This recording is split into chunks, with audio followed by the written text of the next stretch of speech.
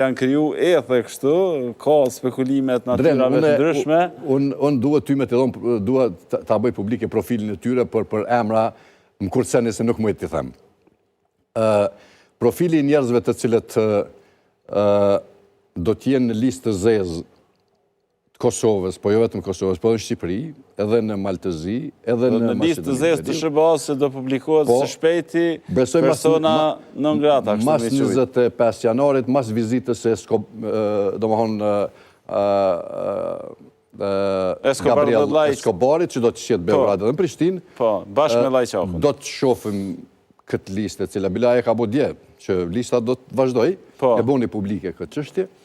Profili i atyre që do t'jenë Kosovë, mështë harrojmë se kjo qështje nuk ka fillu dje.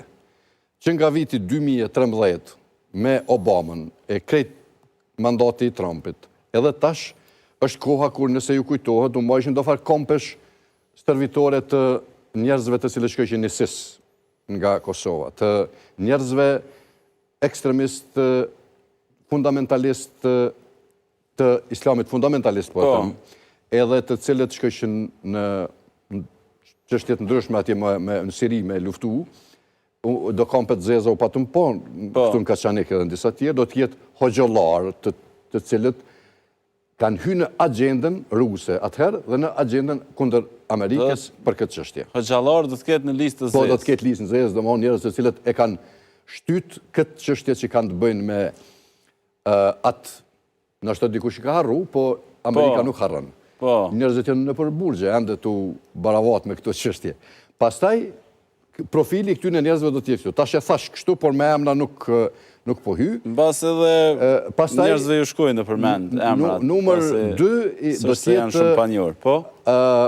profili i njerëzve të cilët kanë koketuar, ose kanë flirtuar, bashkëpunuar, me shërbimet inteligjente anti-amerikane nga Kosova.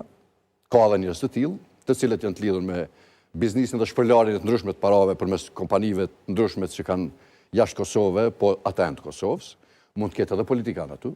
Mund të ketë edhe politikan. Po, mund të ketë edhe politikan, dhe do t'i shohim këtu. Ç'është edhe biznismen të fuqishëm, të cilët në një formë apo formë tjetër i kanë shpërlar parat e pista, të cilat janë përdorur për çështje të ndryshme të anti-amerikane, dhe si komponent, s'po them e fundit, po për nga rëndësia, është çështja që ka të bëj me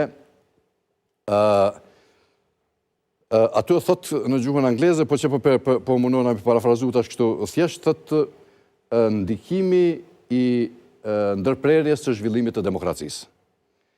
Dhe këtu në këtë paragraf mund të hynë njerëz të ndryshëm.